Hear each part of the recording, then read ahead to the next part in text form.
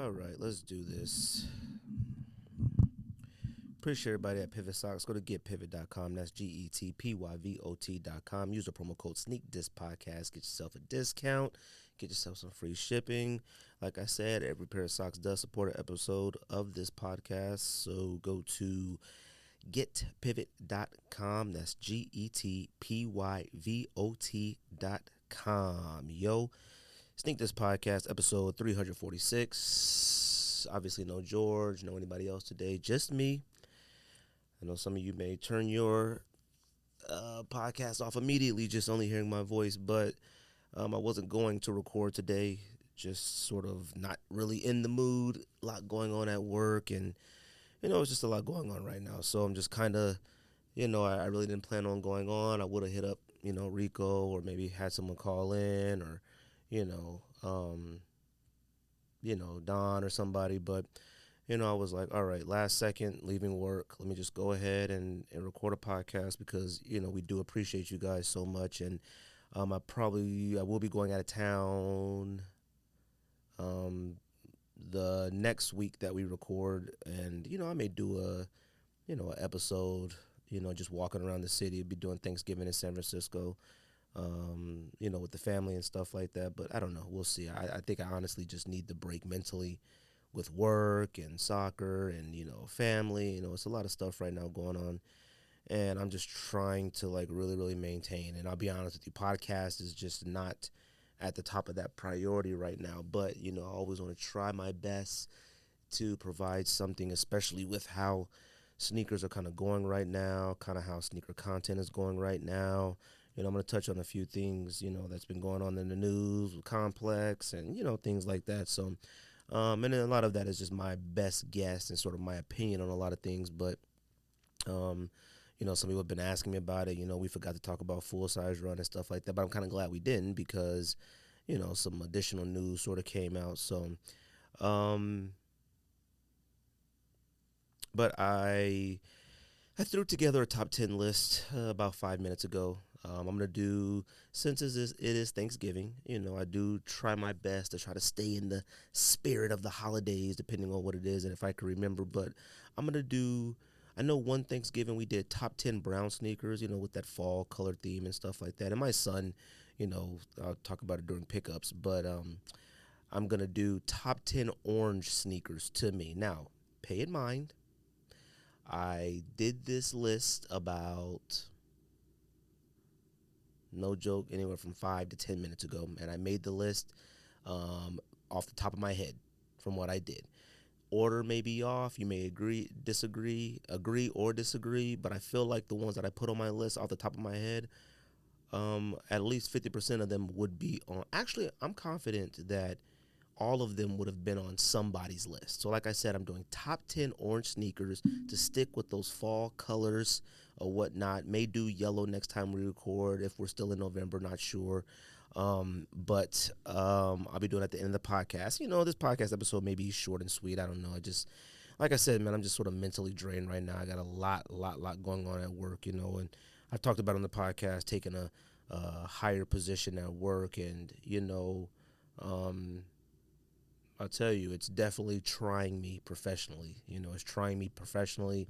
It's trying my patience. It's trying my composure. It's trying a lot. You know what I mean? But, there's other people that got a lot of other things going on in the world. Shout out to my homie Mike, from We're Just the Messengers podcast. He recently had, a death in the family like that. And, I consider him like, podcast brother. There's a few podcasts that like I actually have communication with the podcast hosts, and me and Mike actually have verbal conversations over the phone, like talk, and there's not a lot of people that do that. Everybody sticks to text messages or DM, and me and Mike text and DM all the time, but,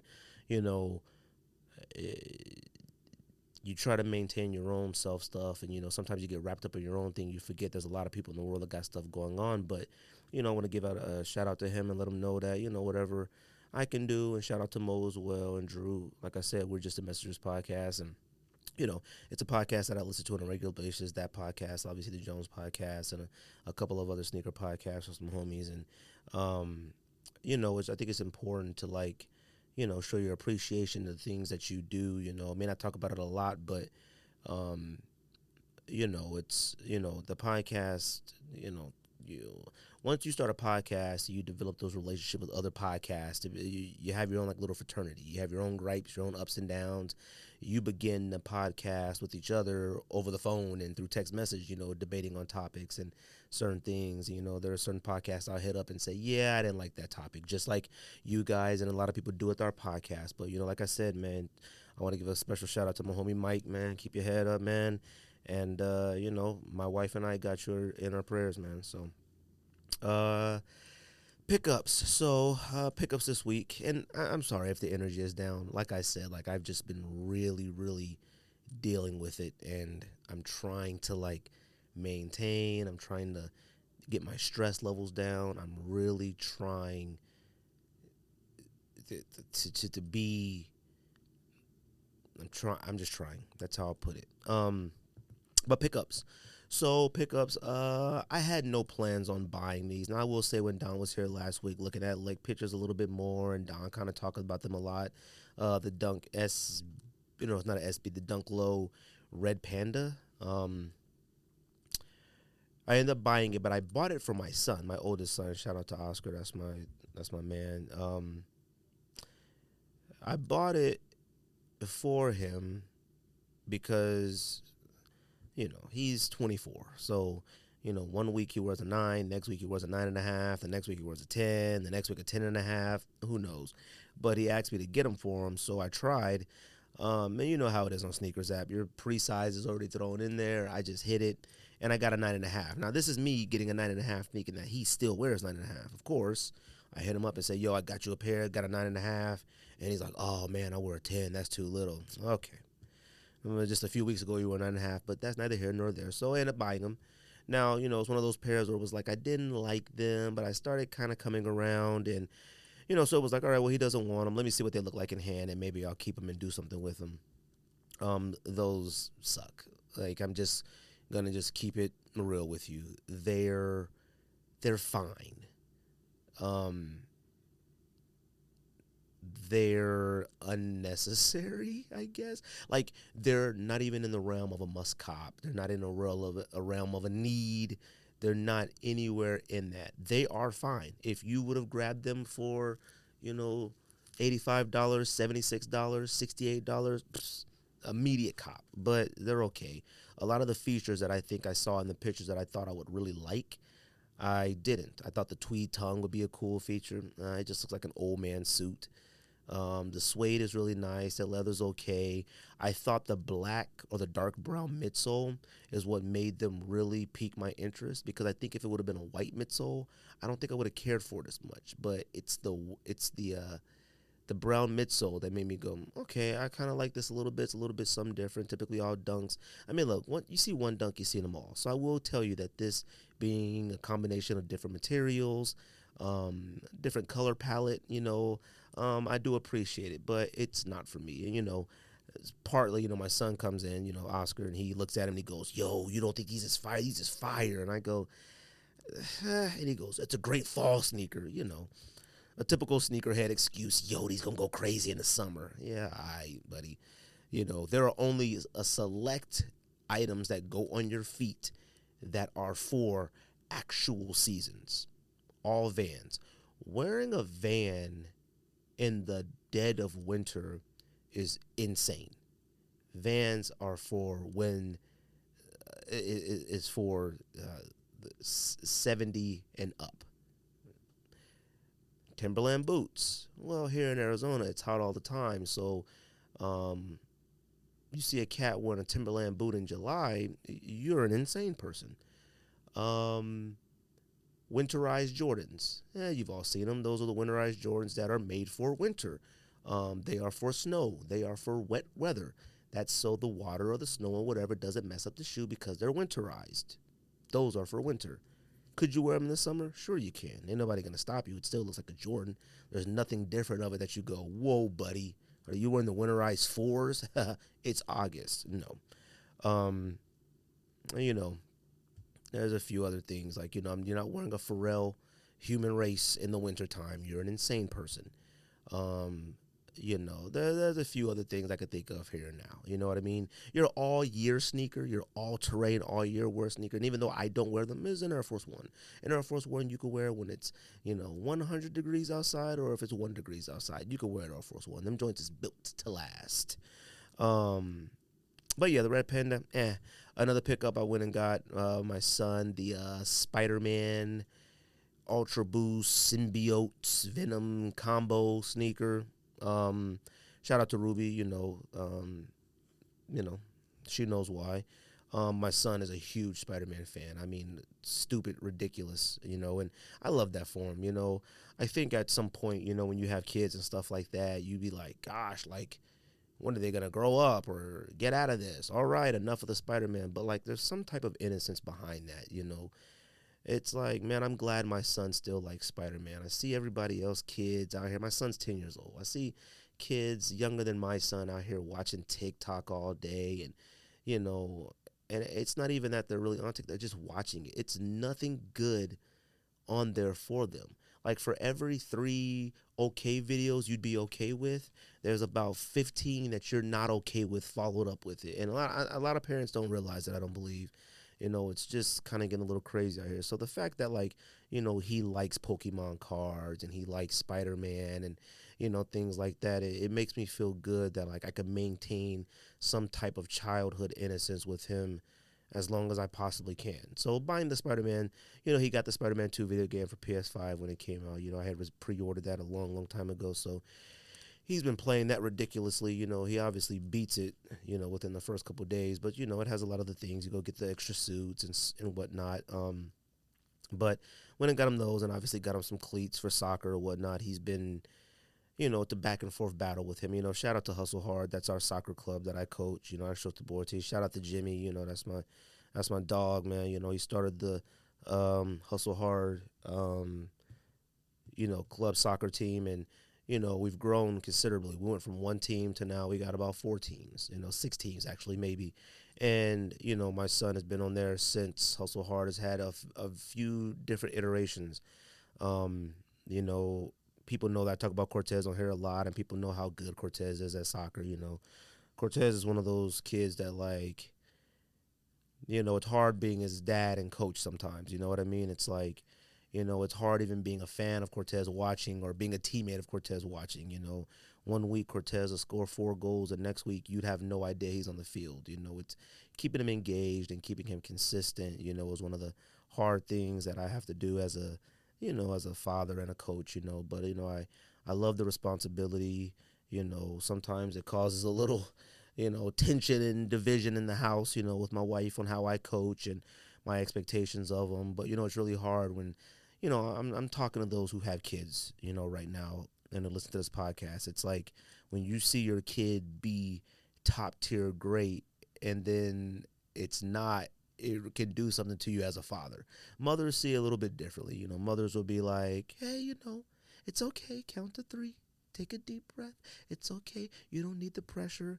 And I'm like, I'm sorry. We need 4 goals right now. Go get it. And he's looking at me like I just put the weight of the world on him, But, that's what it is. So I bought him some cleats from Adidas. I bought him a couple sizes because, depending on what socks he wears and stuff like that, he may want a different size. And, but he's earned them. He's kicked butt, and his cousin Raffle too is on the team. My nephew, and I love them to death, man. I love all the kids as much as I can. I know I'm hard on them sometimes, but I'm out here battling YouTube. I'm battling Fortnite. I'm battling TikTok. I'm battling social media. I'm just battling things in order to keep kids fully engaged in something. I'm like, I know it sounds crazy, but like, some of the kids, I'm always like, you got to teach a lot of kids today even how to run. Kids don't play tag. Like, they don't know how to juke, and they don't know how to move.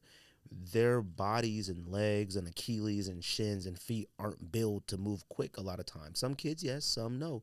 Some kids I have to teach, some kids, no joke, legit, you can see how they run, and how they run is based off of, like, watching cartoons or watching anime and stuff like that. They run with their hands down like they're carrying a heavy sword or a big gun. It's like, why are your arms down? You know what I mean? But, it's a learning process and stuff like that. But, shout out to my Hustle Hard Club team. Love you guys. And, we got a tournament this weekend. So, we came in second place this past weekend. And, oh, it was heartbreaking for the kids. Not necessarily for me because they had been winning so much. And I think as a coach, you sort of want to see your team, I don't want to say lose, but you want to see them have to figure it out, some adversity. If you win all the time, you really have no opportunity to learn, and you really have no opportunity to find out what type of loser you are. I'll just speak for my son, alone. He kind of gave me a bad attitude the entire championship game. And then when it boiled down to it, he had to make the penalty kick. He made a penalty kick in order to send it to additional penalty kicks. And out of 5, he made his, and after the game, he was devastated, and he said, I let my team down. I should have got another goal during the game, and we wouldn't have put ourselves in that situation. And, as a dad, and as a coach, I'm just like, well, yeah, you gave me a bad attitude for 95% of the game instead of listening to what I'm saying, sucking it up, and going out there and busting your butt. You give me a bad attitude. The previous game, he had like 3 goals and killer goals. I think I had posted them. They were beautiful, but, it's that back and forth, man. So, if you have kids or anything like that, you understand. And if your kids are at that young age before they play sports, trust me, boy, it's a battle. But, yep, so, obviously, since George isn't here, I'm going to do releases, so I'm going to give this a stab. I always make fun of George when he does releases because that's just our relationship. But releases ain't the easiest thing to do. So obviously, since we record every other week, I'm going to go ahead and do 2 weeks of sneakers. And obviously, some of these dates are to be determined. Don't be hitting me up like, bro, you told me the New Balance 550s were coming out on the 9th, buddy. If you go to this podcast, and I'm going to say this one last time, if you go to this podcast for your factual information on release dates, you shouldn't be in the sneakers. So we got a women's Air Zoom Vomero 5 Plum Eclipse. It's fine. I'm assuming that Vomeros are still highly coveted or in. Highly coveted may be strong, but I assume they're still in. Looks like a Jordan 38 Celebration. It's white red. I love the shoe, this colorway, and I don't understand the celebration aspect of it. It kind of looks a little depressing. There is a women's Air Max 87 Aura. I'm not going to lie to you, this is kind of fire. Not a super duper fan of the thread around the white, but I like the different materials used in it. Looks like a Wells Bonner pack. It's about 4 colorways. All of them are fire. They're regular. They're all Sambas. Obviously, the standout one is the leopard with the pony hair. This joint is fire. Will I be copping? I don't know. There is a black Cortez. I mean, look, everybody listens to podcast. It's a women's. Let me tell you something. These women, boy, they really dropping a lot of women's sneakers. It's a black Cortez with like a vintage look. I'm not going to say I'm not copping, but I'm not going to say I am copping. But that joint is fire. To me, I love Cortezes. Looks like another off-white mid Air Force One. Is this a sheet again? No, it's an off-white mid. It has a Grim Reaper on the back. I don't know. I probably shouldn't even said it, There is looks like a greater than ever pack. There's a GT Cut 2 and a Zoom GT Hustle. That Zoom GT Hustle is fire. I seen Mason Plumlee, one of the Plumlee brothers, wearing it on the Clippers the other night. He was sitting on the bench. That joint looks stupid fire. Not a fan of the GT Cut 2. I can see why a basketball player would like it, but looks like don't know what that is. Jordan 5 Retro Midnight Navy. Look, it's a Jordan 5. It's a traditional silhouette of a Jordan 5. It's not like the altered version, like the Ama Manier, which I'll probably talk about later. But I'm not going to sit here and say this is whack. I like the suede materials on it. It's a little bit boring. It's one of those things where Jordan Brand comes out with these colorways and you go, no one ever thought to put all navy on the Jordan 5? Like the Jordan 5 came out in, 91? I think 91, 90, 91, and it's like navy, you guys are legit about 30 years late. You know what I mean? So, um, the Kyler Murray Dunk Low, B one of one. Um, huh. I'm not gonna say it's whack. I appreciate the ideas put behind it, the sort of torn material, the looks like a patent leatherish, shiny metallic swoosh. The colors, I'm not. I don't know. They're not easy colors to pull off. I mean, let me put it this way: you can pull them off. The way to pull off a lot of colors that you look at and you go, I don't know where I would start with this, is just to wear them. Nobody is matchy anymore, but they're fine. It looks like the Answer 3, the red and white colorway is dropping. Man, boy, and like I said about many times on here, this is about Puma and this is about Reebok. And mainly Puma because Puma actually makes super fire stuff.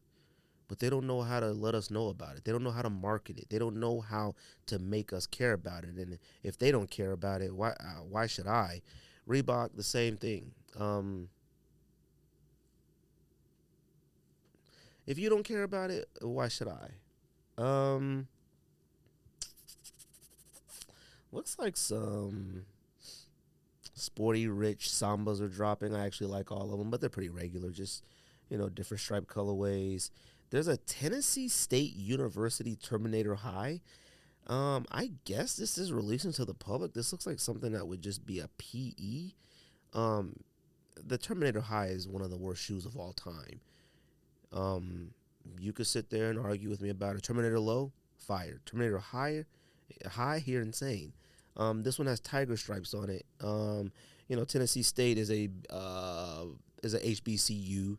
I can't remember what's his name. They used to play for the Blazers, maybe. Went there. I think somebody from AND1 went there as well. I don't know. Look, if you go to Tennessee State University, these are a must cop. If you don't cop. The Jordan 11 Retro Neapolitan. This is the women's Jordan 11. I guess it's sort of like in conjuncture to the Concord 11 releasing for men. The DMP releasing the men. Look, maybe on a woman this is fine, but something is off with this shoe. I understand that it's Neapolitan. The patent leather is brown. The sole is like pinkish. The upper is white, but this shoe looks awful. It looks like it's old. And I don't mean like old, like vintage. It looks like you left it in the trunk for a really long time and found it. The Tight Booth. That's my first time reading. I thought these always said Tiger Tooth. Tight Booth, pause. Dunk Low SB. They're not whack. They're fine. Looks like Tight Booth is a Japanese brand. Not enough for me to cop or care. But if somebody else wants to cop, I can see why. Like, it's not whack. The Unheard Of Rivalry Low Grandma's Couch. It looks like two colorways Adidas. I don't know what Unheard Of is. Let me take a look. Of course, no description about what it means exactly, so it must not be that important. I think I saw something about somebody talking about, like, they used to be on their grandma's couch. I saw something on Twitter. I don't know. Are these whack? No. Like, I appreciate them being different, but I could definitely pull these off. If I could grab these for about $65.27, yeah. But I'm not paying retail for these. What else comes out? What date do I stop at? I'm going to make sure that I don't say too much releases because I ain't trying to go over. Oh, Lord, have mercy. I still got quite a bit. Looks like another crazy Infinity is coming out. And that's the Infinity that's like the newer version of the crazy one that got the zipper up it. I like the shoe a lot. I've never seen a person wear it in person. I haven't seen it in hand ever. Don't know if I ever will. I know it had sold out originally when it came out on Packer. When it came out on Adidas, kind of sold out in certain sizes and stuff like that. But I've seen them on sites still. I appreciate the Adidas effort, but you got to get somebody Dame needs to be wearing these. I don't know. I really don't know what to do about these. I know what to do to help push these, but I don't know what to about do these in particular. Like, I think a lot of brands right now are looking for, like, how can we take this section of our brand and really elevate it, or how can we take this sneaker and elevate it? You really can't. You have to elevate the company, and then the trickle down effect. When you elevate the company, then you elevate your product. That's what it is. If you don't show the care into your brand, then why would I? It looks like the April Skateboards Dunk Low SB. I don't know what April Skateboard is. Let's take it out.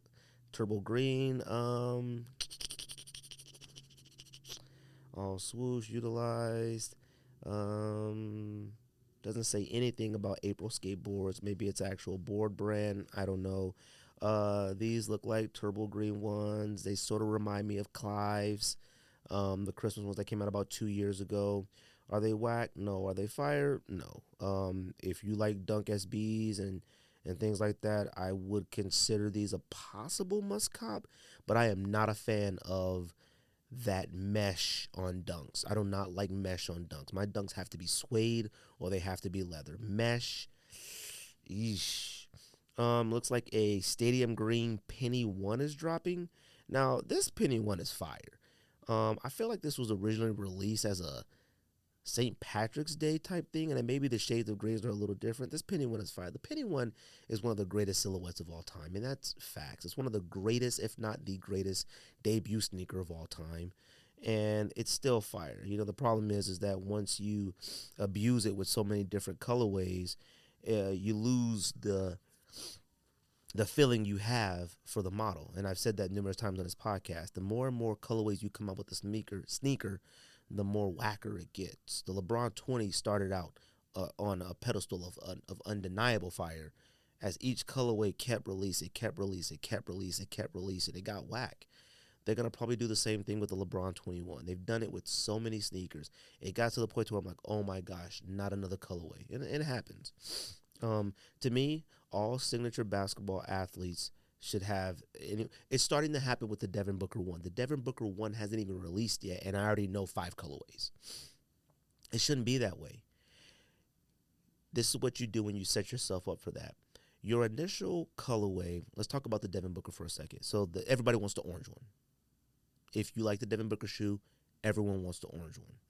Because the shoe is a very basic plain sneaker. And like I said, it mirrors Devin Booker. He's very nonchalant. He's very plain. He's not very boisterous. He doesn't give off a lot of personality. So it matches him a lot. Not to say he doesn't have personality, but I mean for what we get of Devin Booker.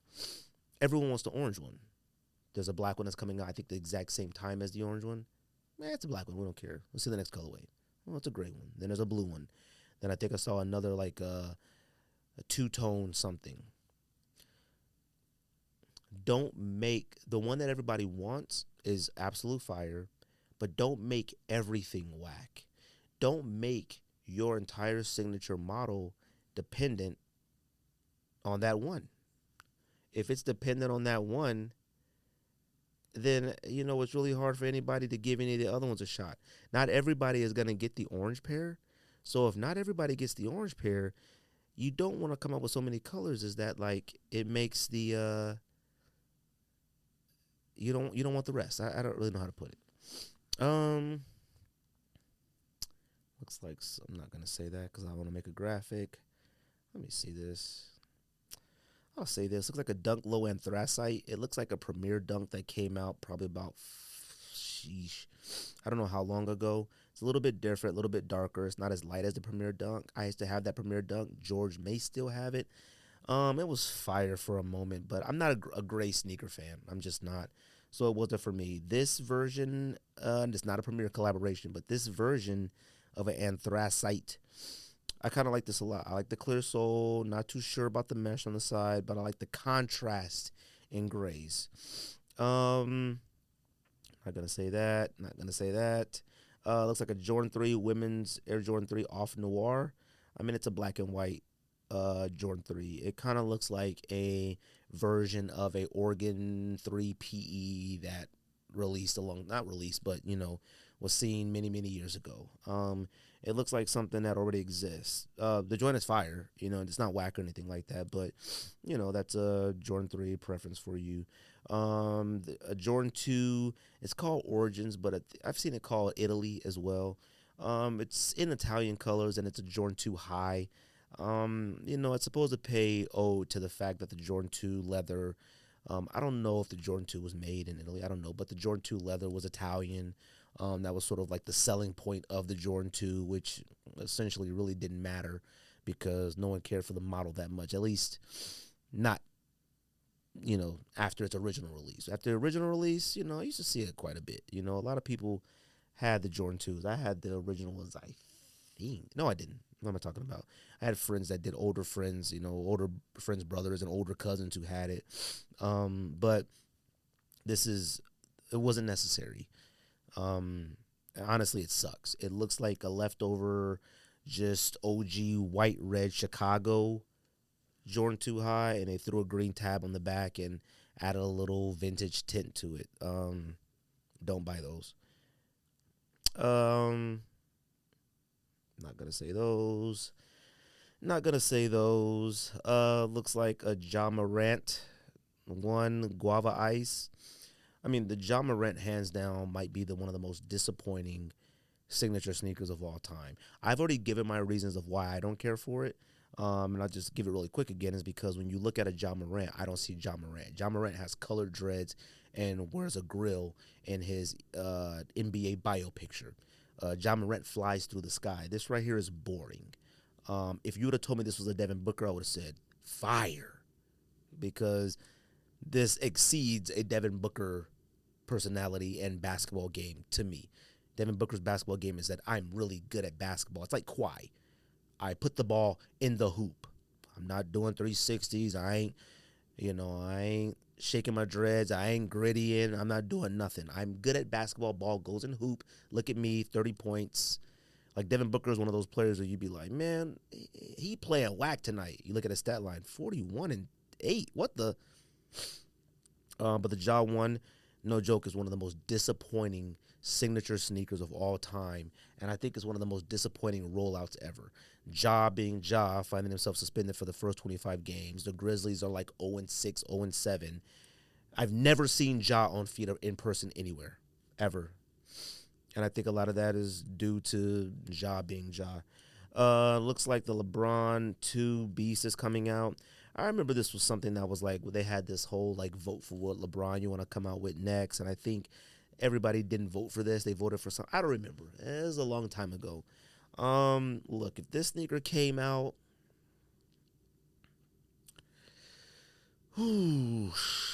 if this sneaker came out,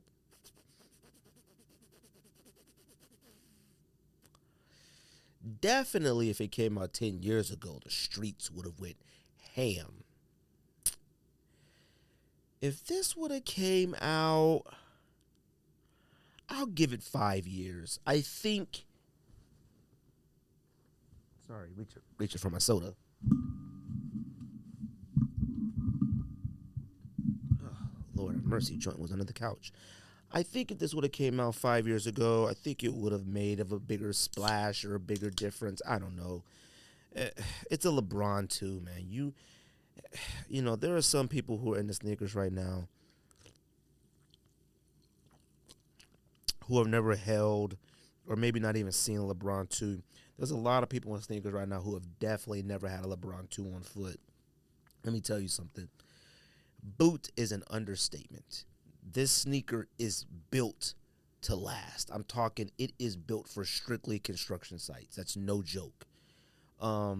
Having a sneaker that's this big and this, so let's talk about animal print for a second. Animal print on an Atmos sneaker, fire. It's a minimal sneaker. It's not that much. It's not too bad. On a sneaker like this is insane. This is the entire safari. Like, this is the actual jungle. All right. It ain't just one. They used a few leopards. If this was authentic leopard or authentic zebra, they would have had to use at least 3. That's how big these shoes are. I'm a Meunier 5. The what is this one called? The Dawn, which is the white pair, white and navy pair. Dawn, DAW, N. I guess this is the women's one. Look, I'm not a fan of this colorway, but look, I like the alterations, the changes that were made to this Ama Meniere 5. The Jordan 5 to me is especially the metallic 5 is, I mean, it's classic. Fives are just really unwearable right now. They're actual boots as well. You could wear those in the winter all you want. Um, but they slimmed it down. They cut the tongue down. They slimmed the insides out. It's they put that vintage look on it. They did a lot of things to it that makes it really, really, really, really, really attractive. I'm not mad at the white pair. White fives is a bit too much for me. The black pair I think is gonna come out probably like a couple weeks later. Let me see. Yeah, it looks like it comes out. Oh, actually, I think I could actually say it since we may not be recording that week. So I'll get to that. Um, but yeah, it's fire. Like the white pair, it's fire. It's not for me, but I like it. I'm going for the black pair myself. Looks like a Jordan 4 Retro SE Craft Olive. I remember when the original pictures and idea of this came out, people thought like maybe it was going to be a retro Undefeated. People thought it was going to be more of a closer link to the Undefeated look. This is that craft, sort of that craft pack. There's been one, I think there was a 3. Like there's been a few craft sneakers.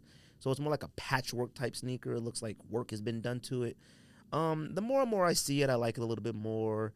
The different shades of olives, I'm a huge fan of olive. Olive is my second favorite color of all time next to black. But when you put the different shades of it, it kind of makes it look like it's gross. It looks like moss. Looks like moss or mold growing on it. Not mad at it. Um, I may have copped. Me and George may have copped. I don't know, but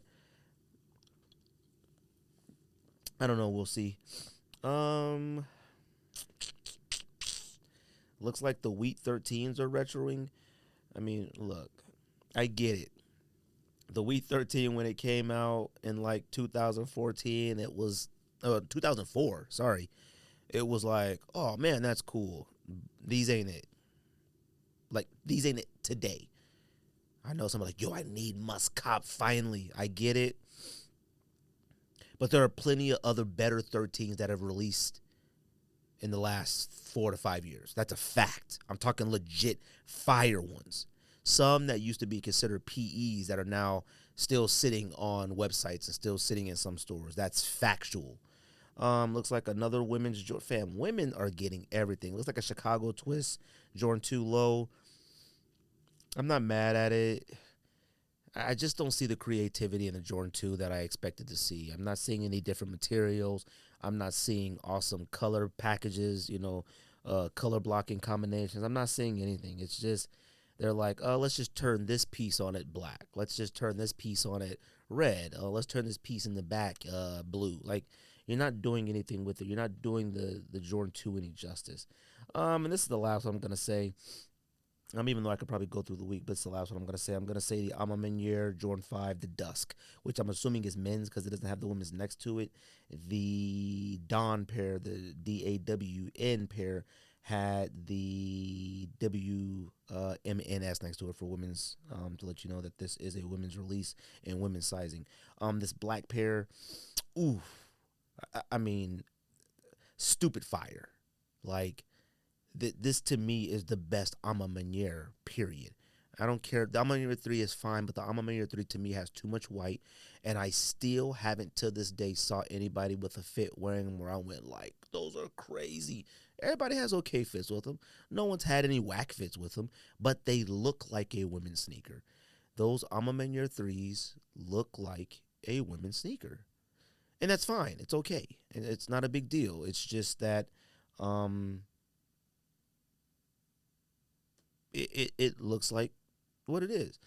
This Black 5 is a must cop for me, but I don't think it's a must cop for retail. The way sneakers have been going and the way that Ama Meniere collaborations have been going. Now, this would be the one that I decide to pass on and take my risk on possibly getting it cheaper on a resale site because Ama Menieres have been releasing and have been cheaper on resale sites on your Stock and Go in Stock and Goat than they have been at release. That's factual.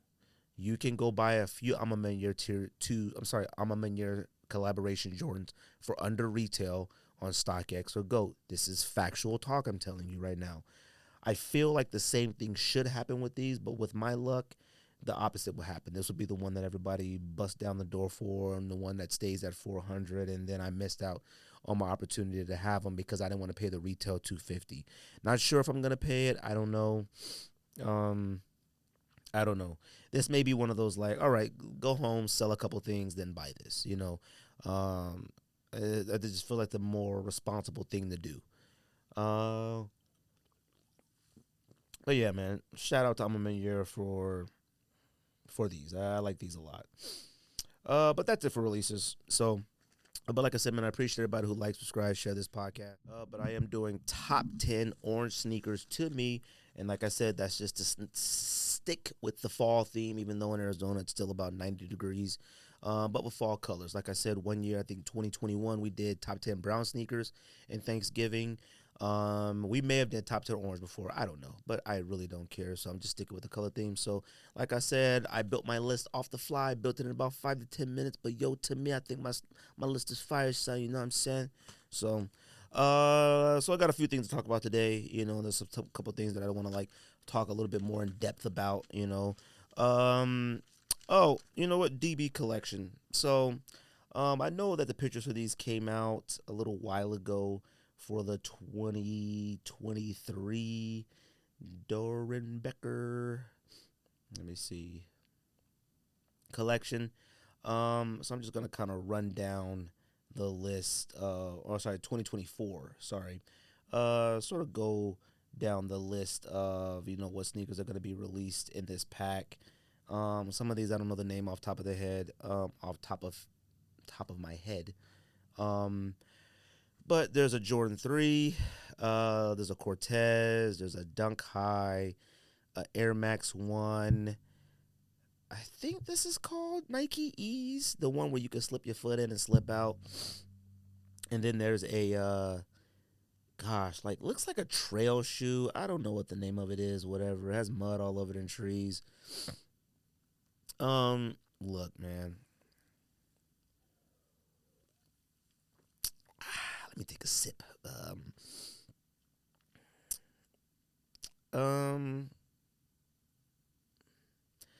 I seen some people on Twitter like, yo, them threes are hard. They go stupid. Fam.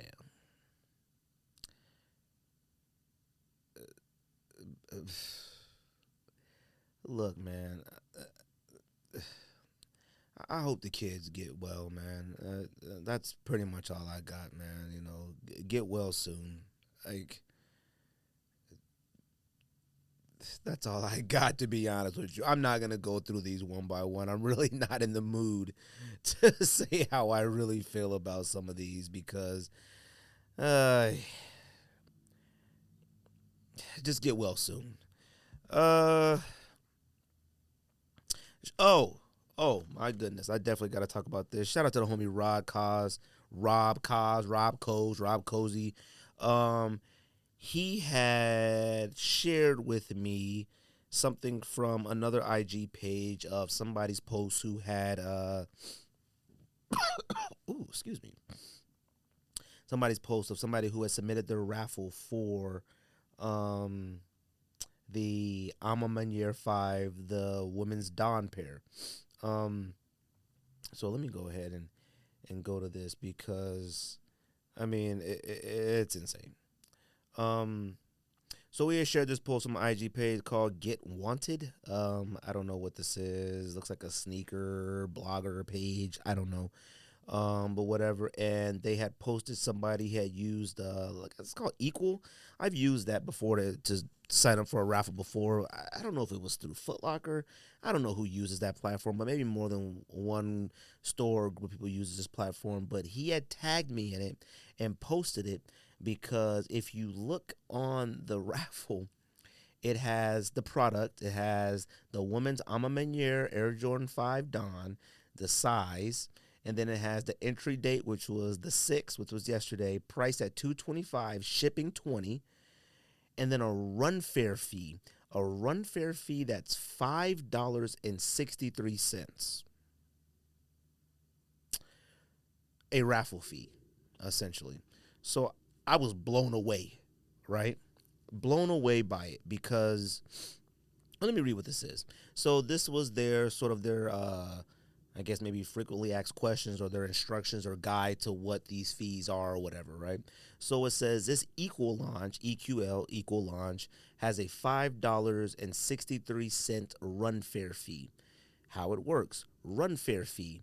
If your entry is successful, you'll pay $5.63 fee to equal.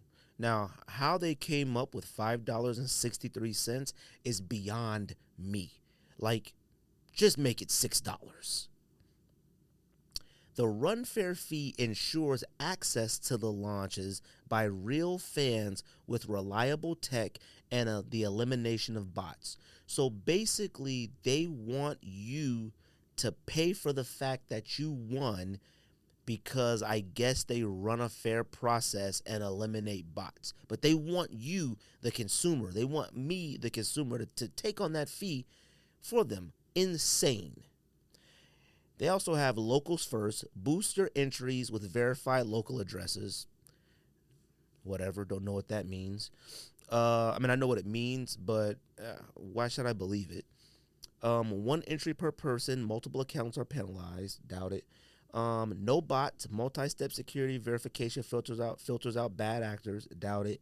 The equalizer, and I don't mean Denzel Washington. If you miss out, you'll have a better shot next time. All right, I don't believe that either, but blessings. Here's the thing.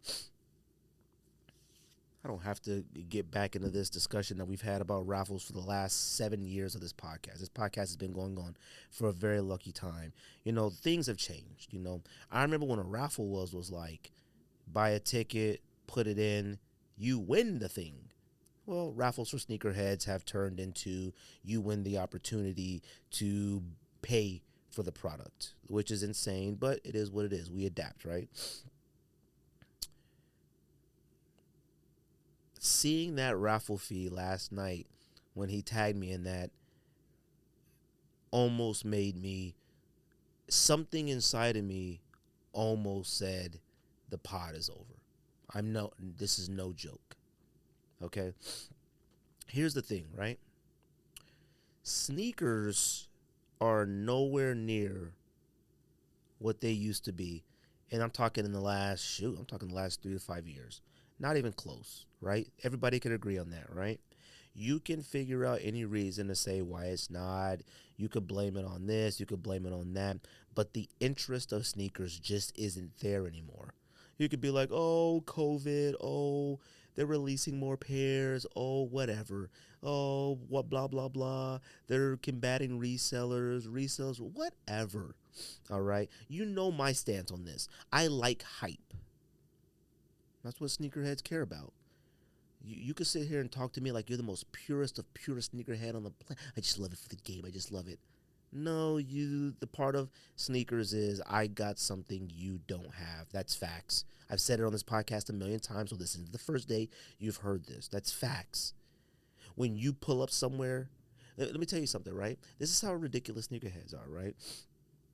Pandas used to be fire, right? And I've said this on this podcast over and over. I know I keep saying I said this over and over, but, you know, when I see the way sneaker content is going on social media and Twitter, it's like people are literally regurgitating the same things over and over, and things that I'm like, we talked about that 200 episodes ago, and it's cats like, yeah, speak on it. That's the truth. Shut up.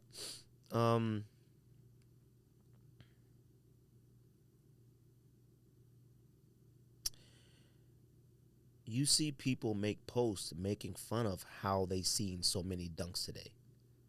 Yo, I saw like 15 panda dunks. Okay.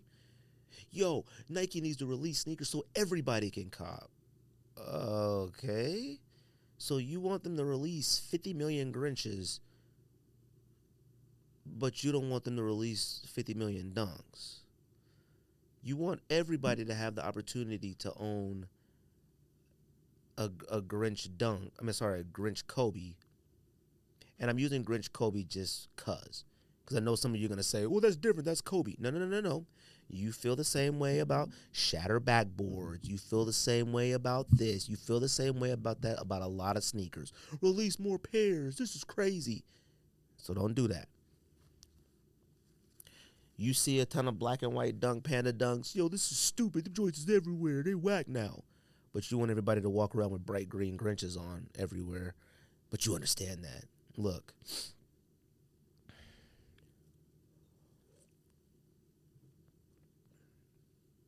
Sneakers are cooked and they're not coming back. I've said that over and over and over. Everybody who I feel like I've had the debate with and argue with who were like, no, no, no, no, they'll be back. Prices will be back up. Sneakers will be back. The interest will be back. The hype will be back. It won't. Time is flying in the world, and sneakers and things like that have become obsolete. The reason why sneakers won't come back as crazy as they you would think is because you look at the youth. The youth, and when I say youth, I'm talking about teenagers. They don't care. You have to have a following generation that carries this along. They don't care. Majority of these kids are wearing pajamas and hoodies all day. Some of them are wearing Crocs all day. Some of them are wearing slippers. Some of them are wearing slides. Now look, do they all own a pair of Jordans? Of course. Do they own 2 pair of Jordans? Of course. 3? Of course. But we're talking about a culture that thrived off, what's the word? Thrived off overindulgence. I think that may be the word. You had to have more. You had to have more. You had to have every colorway. You had to have the pack. You had to have this. You had to have that. You know, sneakerheads, and sacrifice may not be the right word, but I'm going to use sacrifice for this case, right? Now that you're talking about charging fees to enter the raffle. Now, granted, right? You're charging a fee to enter a raffle. I'm going to use the Alma Meuniers as the example, right? I don't know what store that was at. I don't know where that I don't know what that was. I don't know where that's at, right?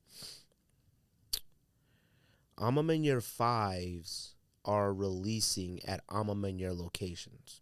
The only Alma Meunier location I know about is in Atlanta. There may be another one. I don't know. Which leaves for the rest of the world to have to submit for raffles, which is done electronically now, right?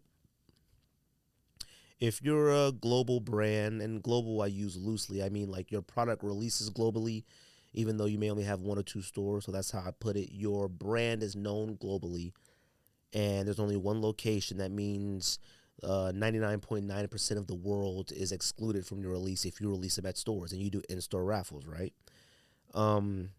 If you have to go the electronic route, somebody has to pay for that, right? There are the server fees, and I don't mean waiters. I mean like computer server fees. There are platform fees. There are website fees. There are a lot of additional fees that come into that. And it never crossed my mind at some point they would make us pay for it. I just never thought about that. You know, honestly, as much as shipping has cost lately, I thought they hid those additional fees in the shipping, which they probably should have done here. If you want that additional $5.63, you should have made shipping $26. You just should have made it that. You should have make it go ahead and make it around 30, because if anybody really wants to shoe, the shipping price is stupid high. But I've seen it stop some, but it's rare that it really stops a sneakerhead from wanting a sneaker, right? If you're gonna start charging fees for raffles, it's super duper cooked. Because, and let me go back to what I was gonna say. Sacrifice, like I said, is not the right word I want to use, but there were just certain levels of where sneakers have gone from. So I'm gonna take you back for a minute, right? I remember when the prerequisite to get a Jordan. So I'm going to take you back to the 80s, right? I'm going to take you to the 80s and take you to the 90s. The prerequisite for a person who wanted a sneaker was just to have money, okay? I'm not talking about some Chuck Taylors. I'm not talking about some Pro Wings. I'm not talking about going to Buster Browns. I'm talking about, in order for you to have an Air Max, to have a Jordan, to have a Reebok, a Kamikaze, to have the LA Gear, specific sneakers, British Knight, specific sneakers, the prerequisite to have it was money, okay? And this is the time where I'm talking about anywhere from $69 to $99.99, all right? That was the prerequisite, right? You just had to have money. It's nothing else. You just had to have money, and it wasn't that only that store has them. There used to be Foot Lockers in every mall. I remember a couple malls out here had 2 Foot Locker, 3 Foot Locker, 4 Foot Lockers in one mall. Kids Foot Locker, Women's Foot Locker, regular Foot Locker, and then a World Foot Locker. This is facts, right? So you may be able to go get that pair from any of them, right? So we're in the times to where, like I said, we're back in the 80s, we're back in the 90s, where the prerequisite in order to have a Jordan, to have a British Knight, to have a Reebok, to have a whatever, was just you just had to have money. You had to have somebody in your family, or you had to have that burning desire within yourself to save up your money to wear $89, $69, $79, $89, $99 was okay for you, whatever class you were in, to spend on sneakers, right? Because let me tell you something, even for rich people back then, $99 was a lot of money for sneakers. It really was. It just wasn't a common thing, And rich, I use loosely, more well off, right? So then let's go to late 90s, 2000s, right? Now you have the demand, right? You have the I must have, I must need, I have to have by any means necessary, right? You have to have a game plan, right? You have to have a legit game plan to get sneakers. Now, stores at this time were still, more stores at this time were out there. All the releases still came out in stores. Some came out online and stuff like that, but you had the option. You could try online or go to a store in this block of time. So the demand was really, really high. When I talk about when Concords released or Retro the first time or second time, whatever, I remember buying online and going to the store. Like, I had 4 pairs. Like, you had the option. You had options, okay? So the demand was high. You may have to work a little bit harder. You may have to go get in line at midnight. No, let me put it this way. You may have to go get in line at, let's go 6 a.m., right? You're still in that 6 a.m. window. You may have to go whatever, right? You got to pick which store. You got to make some phone calls. You got to do that. You got to confirm the release date because the internet was just kind of cracking off. So there was no real super duper confirmation about release dates except, your paper resources and limited access to the internet and whatnot, right? As well as a little bit, go back to that prerequisite, you needed a little bit more money, right? Cool. So now we're at a little bit more money and demand is high. So let's go to mid 2000s. Mid 2000s. I'm talking like your 2000 to 2000. Let's go 8, something like that, 10, whatever. Now you're in the era of like full blown, and I could be getting my dates off a little bit, but we're in full blown internet mode right now, right? There are still stores, your typical stores are still getting pairs, and like, which stores are going to get the most. This is like a lot more stores are popping up, a lot more boutiques are popping up, a lot more things are popping up to give you more opportunity. But now this is where the limited comes in. This is where the numbers become scarce. This is where your Nike store is going to get 600 pairs, but your local Foot Locker is only going to get 45. That's where that dichotomy of that difference of, and back to the original prerequisite, more money. Back to the second, more hype. So now you're at this third level of more money, more hype, and now they're limited, right? So now it's becoming harder for you to get your hands on them. It's becoming harder for you to get your hands on them locally, right? Not all Foot Lockers got them. Not all Champs got them. Some branches didn't even get them. Champs didn't get them. Finish Line got them, and Foot Action got them, but not Foot Locker. Or this place got them, and this one didn't. The mom and shop pops pairs went from 100 down to 55, and then it went down to 30. That hype and demand and price started to. It basically molded the sneaker culture into what it was for quite some period of time, which was must have, must need. Look at me, my collection is fire, blah, blah, blah. And then we went on to, and a lot of this was first come, first serve. It went from, I could get in line at 6 a.m. to now you were getting in line at 6 p.m. the previous day. These are facts. This is where people were camping out for 48 hours. And I'm going to talk about camping again. Somebody asked me a question about camping or would I something. I'll get to it. This is where you're now. There are people making the news for camping a week. There are people making the news for camping for days. There are people making the news for camping, not even fully confirming if the sneaker was actually there. It was like, well, they usually get them all. The stores weren't telling you the truth. People weren't giving out information. Information used to be tight-lipped. It was a lot of word of mouth.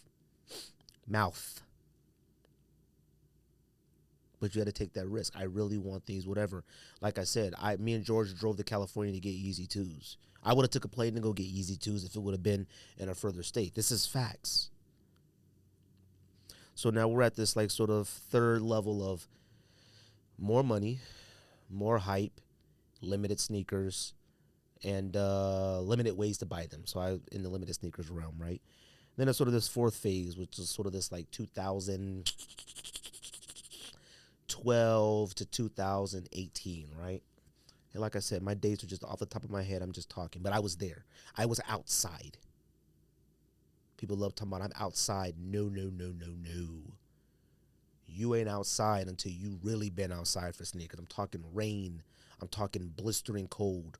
Or I'm talking Arizona heat. See, people in Arizona don't understand. I mean, people that outside of Arizona don't understand. At night in summer, it's 105, 101. There's no breaks out here.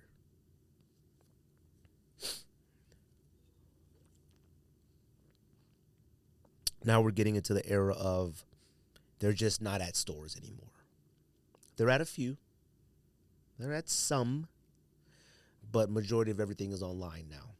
And it's not raffles yet-ish, maybe. I don't know. I'm probably missing a little bit thing there. But now you've asking me to sacrifice. And like I said, I use sacrifice loosely. You're asking me to sacrifice more money. The hype is stupid. I have to actually make a plan to cop because they're limited now. And now you're telling me that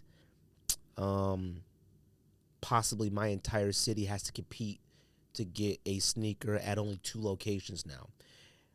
If it was multiple locations or 2 locations, whatever, it could be anywhere from 2 to 8 locations in your entire state. I'm speaking for Arizona right now. I'm not speaking for California. I'm not speaking for Texas. I'm not speaking for Florida. I'm not speaking for New York. I'm talking about Arizona. I'm talking about Oregon. I'm talking about some of these places down there. And even some of this stuff even happened in California and stuff like that. It happened in places, right? Well, now you're asking me to have to draft up an actual battle plan. How bad do I want these, right? Okay, well, a lot of things were happening because you already started making me. It went from 6 a.m. in the morning to camp out to now I got to be out there the day before. I have to actually, in some cases, bring an actual tent. I have to bring a chair now, right? That's 6 a.m. I remember when, like, camping out, you first started camping in camp, in quotes, because it was really like 4 hours, right? 5 hours, 2 hours, 3 hours. You can stand that long. You can stand, chit-chat, walk around. You may sit on the floor, lean against the wall. You may do something, but you can stand. The campouts got so bad to where you had to bring chairs. And then it got so bad to where people were out there so early they were bringing places to sleep. There were people bringing video games to campouts. These are facts. I've played Madden while camping out for a sneaker. These are facts.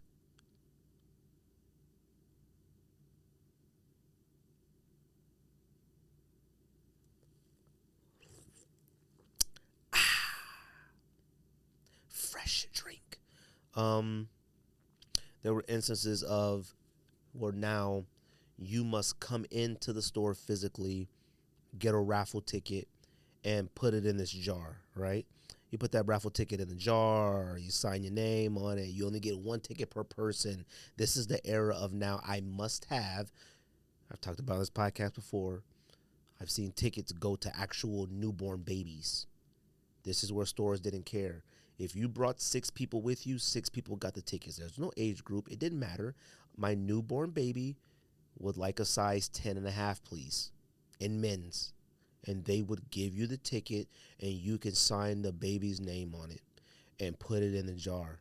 These are facts. People bring in their nanas. People bring in their grandmas, they meemaws.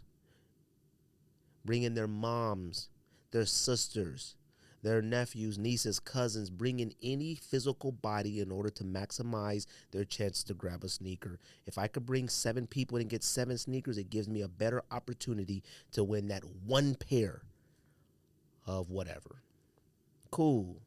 We had to believe that these raffle systems were of honesty and that these minimum wage employees that are probably in high school or college are honestly picking out a name and sticking to it and not picking out the homie's name and not picking out their own name and whatnot. Cool. You want me to believe that? Whatever, man. I got no choice.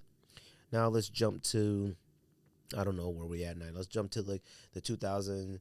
Let's go 18. Let's go. It started 18, right? Now the raffles are electronically, right? Well, somebody has to pay for that, you know. And now here we are to where sneakers are at an all-time low, but you are now charging a fee. And like I said, I use sacrifice it loosely. You are now charging a raffle fee for a lot of the BS that us sneakerheads have adapted to and essentially were powerless and had to allow happen. And now, since sneakers no longer release in stores anymore, they're strictly almost 99% online. They're about 85% all raffle electronically. You want me to pay for that?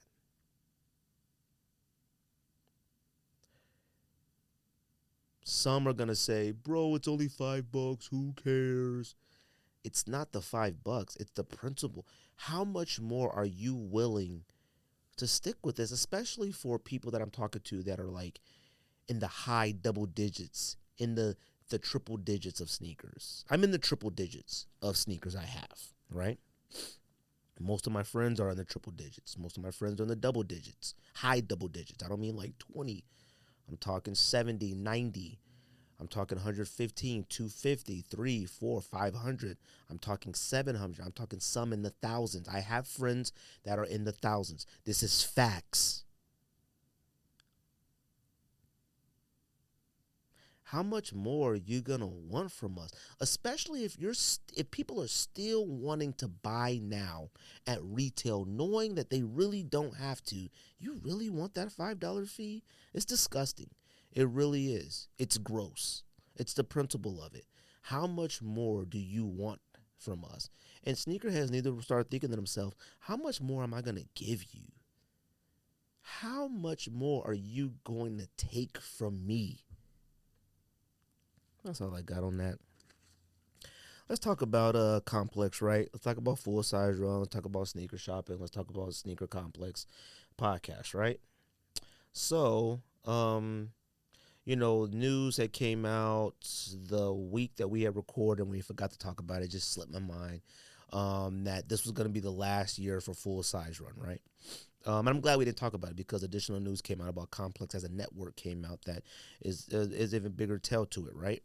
So, and look, I know a lot of people are like, bro, give them bars, blah, blah, blah, blah, blah. Go in on them. It's not about, I'm not going to go in. I'm not going to give them bars. I'm not going to do any of that because it's just a simple understanding of it, right? And all the years I talked about it on this platform, on our platform, being an independent platform. And I don't remember who messaged me and said that. They said, shout out to you for being independent and sticking with it. We are an independent podcast. We make this many dollars. It looks like a O, but it's not. It's a zero. Okay? And what I mean by independent podcast is I bought this mic. I'm going to unscrew this off and put it in my bag. The camera that I'm looking at, that's mine. It goes to my house. That tripod, I bought it going to my house. Where the wires that are connected from this microphone, it's my wires. I'm going to unplug this wire, take it off, and put it in the drawer. The soundboard, the interface, that's mine. Money came out of my pocket. I bought it in that. The program on my laptop to edit the video, that's mine. The time I use to spend, that's mine. It's mine. The logos that we've had over the years, change the logos of the podcast, I had those created. I paid for those. Some of them I made. Once I got better with my art programs, I made them. Let's talk about Complex, right? So I seen this news from Boardroom, right? Boardroom is a reputable page. It's not the shade room. It's not anybody else. It's not gossip. It's not hearsay. It's factual things for the most part, from what I know, right? So a post that went up, and I had reposted it, and I said I feel like I won, right? And let me explain that, right? Because there are those ones who just they don't get it, right? They don't understand the bigger things of things, and I appreciate them as listeners of our podcast, and I appreciate them just in general for being members of sneaker culture. But you don't get it because you're not in podcast world. You're just a listener. Your only hopes is that a new episode is loaded. That's it. You don't know the ins and outs of this, right? Now, a lot of this is my opinion. A lot of this is speculation. A lot of this, who knows? I'm sure Complex will reach out to me at some point and say, you're wrong, you know nothing. We've had conversations before. That's facts.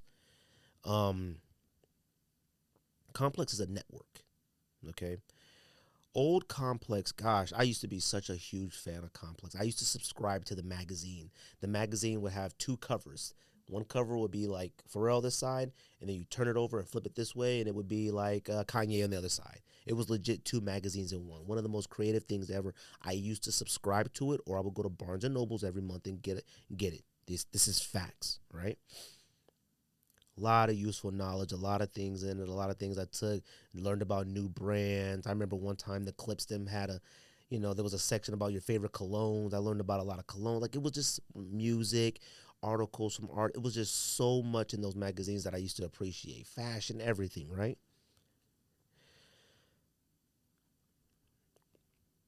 So Barroom had posted that BuzzFeed was in the process of selling Complex for less than half of what it paid. So it was like 140 million under, right? There was a few people that saw my post and was like, yo, at least they're getting 140 M's. Now, this is why that's bad. You could go like 140 M's, is it never bad? No, no, no. 140 M's for Complex is downright disastrous. This is my opinion. This is from the outside looking in. This is what I am going and deducting my own deduction based off of content creation, based off of podcasting, based off of YouTube, based off years in the game. Okay.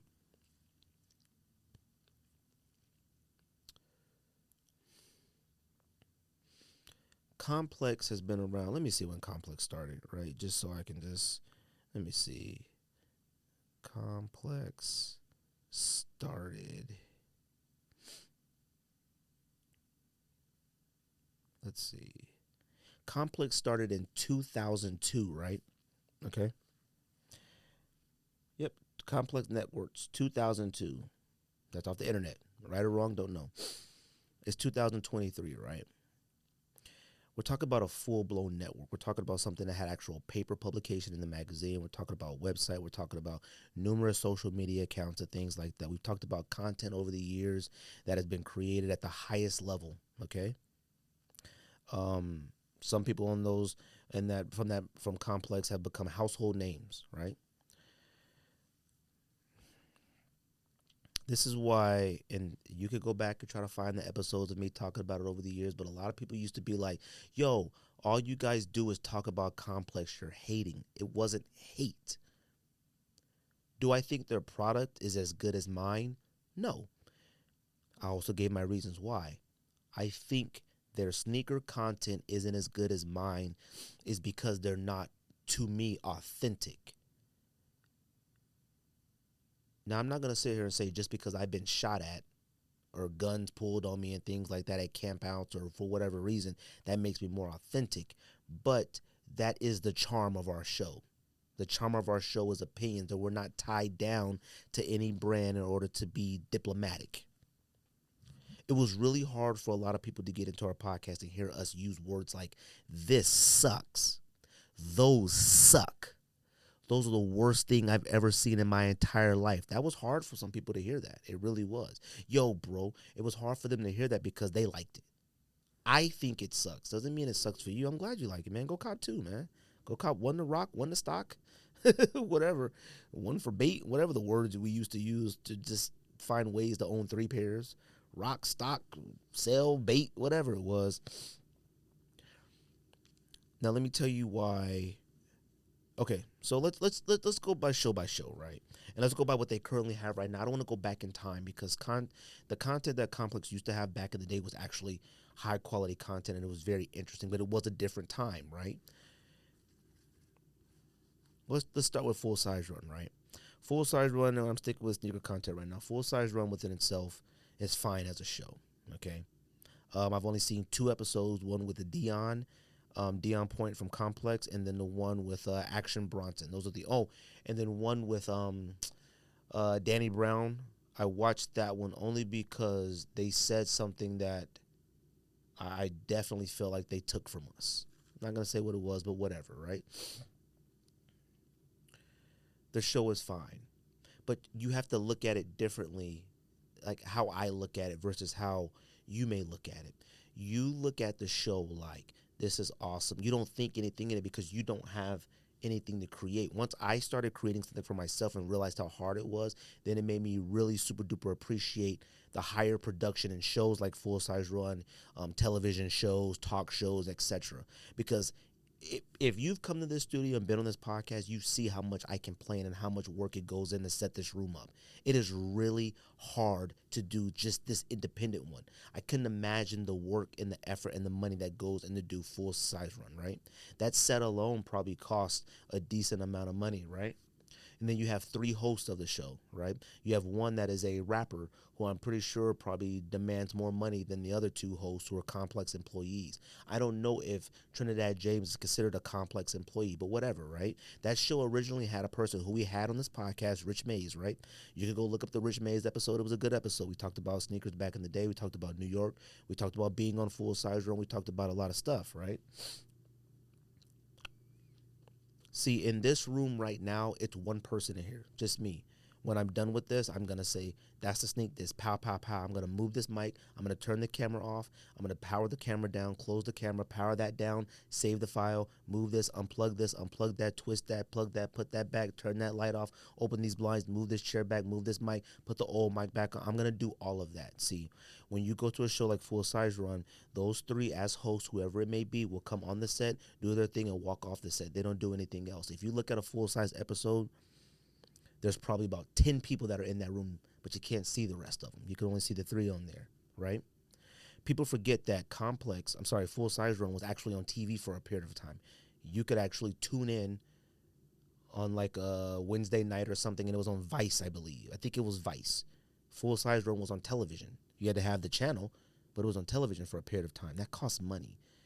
You think that it's like, oh, we got money from it. You do, but it still costs money. Your production has to go a little bit higher. Your content has to be a little bit better. Something has to go a little bit better. I've never watched it when it was on Vice, but I'm just going off the assumption I have. The cameras they use are probably 4K, 8K cameras.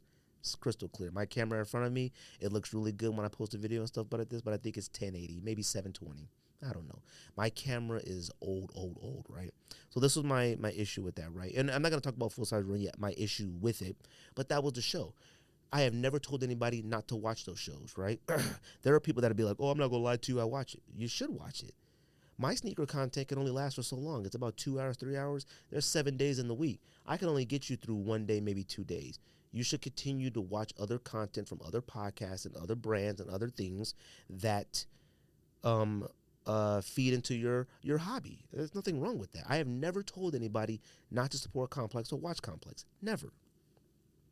So you have, after Rich Mays left or fired or whatever the case may be, now you got Mustache Man, you got Cul-de-sac Head Man, and you got Joe LaPuma, right? Okay, cool. You got three people on this, right? Cool. They bring on a celebrity guest, and let me explain something to you about that too. Me and Mike from Where the Messengers podcast talk about all the time, right? And some of you may say, like, oh, you have guests on the podcast. No, these are regular people coming to talk about sneakers. It's not necessarily a guest. We don't treat the show typically when we have guests on this podcast isn't about them. It's rare, unless we have a celebrity guest on call. People that come to the studio, it's not about them. We may talk about their store, their business, how they got into sneakers, but the episode isn't about them. The guests on our show are going to participate in our topics for the day. I want to talk about this. I hope you're prepared to talk about it. If not, yay, man. So, the show is very guest heavy. That's where the authenticity comes in for myself. If you have to have a guest on your show all the time when you already have 3 hosts, your show isn't good. Because you don't have enough of something to captivate an audience long enough that doesn't require you bringing on a guest to ask them some generic questions over and over and over and whatnot. That's a fact. That's fact. The one thing I always appreciate about the Joe Budden podcast was he didn't like guests. He didn't want guests. He's had some here and there. But a real podcast is about, can you hold it? I don't know if Drink Champs has ever had an episode with DJ F and just Nori. I don't know. I doubt it. I don't know. They need guests. Without guests, that show is non-existent, right? Cool. You've set that basis for it. There's a stage. You got employees manning a camera. The editing. We've always given kudos to the editing of Full Size Run, but the star of Full Size Run is the editor. He has to get paid for this. The cameramen get paid from this. There's not one camera in there. There's probably 3 cameras in that room. There's probably a producer there. There's a lot of things that go on just to make that little 25 to 30-minute show. I don't even know if they pay the guests. I have no idea, but you got guests coming on. And then what sucks is that you have guests coming on to your sneaker topic show, and I'm going to talk about this a little bit more with the other shows. They don't know that much. Generic. How many times are you going to hear Jim Jones get on there and talk about Air Force One? How many times are you going to talk to Clark Kent? How many times are you going to talk to Action Bronson? How many times are you going to talk to Conceited? How many times are you really going to talk to these people? How many times are you going to talk to Fat Joe? Fat Joe and them have been on this show double-digit times, but have new stories no. Mustache Man, can you please tell me a story? You don't have it. That loses authenticity. Whatever. Boom. Show. It's fine. I'm sure it's a great show. I've seen 3 episodes. Danny Brown, Action Bronson, one of the Action Bronsons, and Deion Point episode. Okay, and by the way, Deion Point came on our show first. Then he went and did a Complex episode. That's facts. Never mind. Let's talk about Complex Sneakers, right? Podcast. This was my gripe with Complex Sneaker Podcast, right? You got the same 3 hosts. Well, 2 of the hosts from Full Size Run, and then you add Joe LaPuma, right?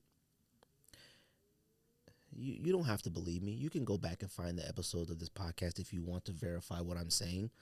My issue was the fact that you basically have 2 podcasts, essentially. It's like, why create a second platform for something that you could do on the other platform and just extend it out more? You have one platform that's about 20 to 30 minutes an episode, I think. Or I think Full Size Run is about 20, 30 minutes, I think. And then you start another platform that's about an hour and a half to 2 hours maybe. Why? Especially if you're going to have the same host there. It doesn't make any sense.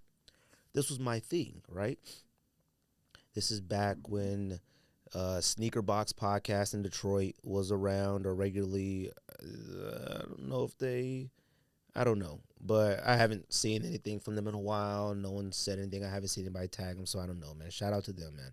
One of the founding fathers of this, right? You had the Monday Midsole, which was like a, sort of a newer show. Shout out to Buckeye City Soul. They had their own YouTube show platform. They used to do every Monday. People would come on and whatnot. Shout out to them, right? And then there was plenty of other people who had other shows on YouTube and some other podcasts here and there, right? This was my whole gripe with it, right? Was because when you're talking about a now network that's only, and yes, I know $140 million is a lot, but we're talking about a network that is only worth $140 million, and this is where it goes wrong. you create another platform that looks even more expensive to create than your full size run show. This is all my opinion and what I think and what I feel and what I feel I know based off of being in the realm of creating, right? You now have Joe LaPuma, who is like something higher in complex. I know he's not doing that show without being paid. You got Mustache Man and Cul-de-sac Hair Man, right?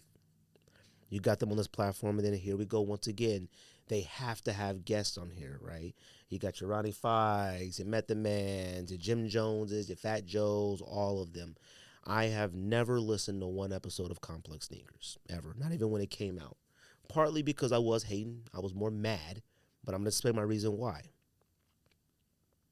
You know, a lot of people hear about podcasts and things like that, and you hear about Joe Rogan, you hear about Joe Budden, you hear about like Amy Schumer, you hear about a lot of these people, you know, even Michelle Obama, you know, there's a lot of these people that have like, you know, early on in the podcast game taken advantage of like a lot of this, you know, money that was just being thrown around based off nothing, right? And this is part of the reason why I say that 140 million isn't nothing. You got like a Pat McAfee, who I think his contract alone with Fanatics was about 100,000.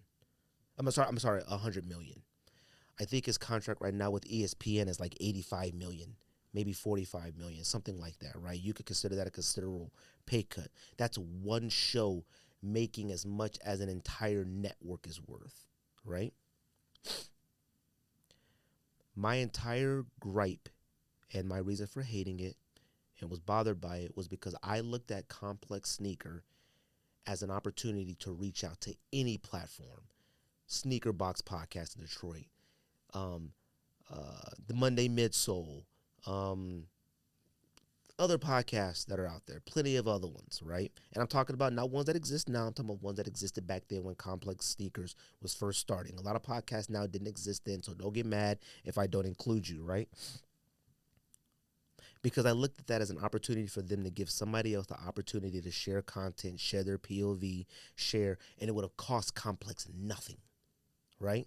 So let's use Sneaker Box Podcast as the example right now, right?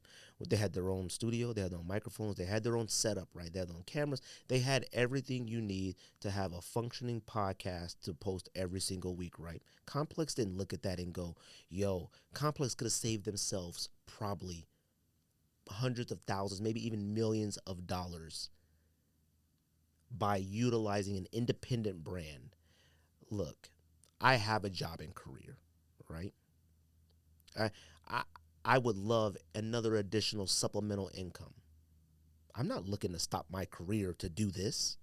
I'm not trying to podcast about sneakers for my rest of my life as my business. I know that's a fading business. I know that. My career is, I am lucrative. I am high, insane. Anybody who would quit their job and believe that you should get into 100% podcasting, especially about something like sneakers, slap yourself in half. Okay? But I looked at Complex as an opportunity to reach out for somebody and say, hey, we want to start a Complex sneaker podcast, and we would like to sign you guys to represent that branch of Complex Networks. That's what I thought about it. Obviously, I'm always talking about for me, for myself, for my podcast, my platform, for George and I, right? But if they would have reached out to Sneaker Box Podcast, if they would have reached out to somebody else, I would have got it. But you know what it would have did? It would have said, cool. Their Complex is setting the example of independent podcasts, giving somebody the opportunity to give their POV, and let them make something of themselves and add additional whatever for that. Because then a BR Kicks would have said, ooh, we got to do that. Then a Nice Kicks, ooh, we got to do that. Then a Sneaker News, ooh, we got to do that. Then Sneaker Mag, we got to do that. Whatever platforms are out there, right? They all would have done it if they would have saw it, because Complex does reign supreme. I got to admit, they have a monopoly on it. I hate to say that, and I hate the fact that they admit it, but they honestly do, right? But they didn't. A podcast like myself, look at me. If they said, hey, we would like to sign you guys to represent the Complex Sneaker Podcast, you continue to do the podcast in your state. You continue to do it how you do it. You continue to do all the editing, to do all the work that goes into it, and we will add you to our payroll, whatever that is, whatever that is, supplemental income. I could add additional income to what I already make. That's all I'm looking for. If you're a podcast, especially talking about sneakers, and you think that Nike is going to sign you or Adidas is going to sign you, you're absolutely wrong. If you think complexes, you're wrong too. They don't make good decisions, okay? Complex could have said, we'll pay you and George $50,000 a year. You represent the brand, all the work that you do. I don't need medical insurance. I don't need retirement. I don't need nothing. $50,000 a year?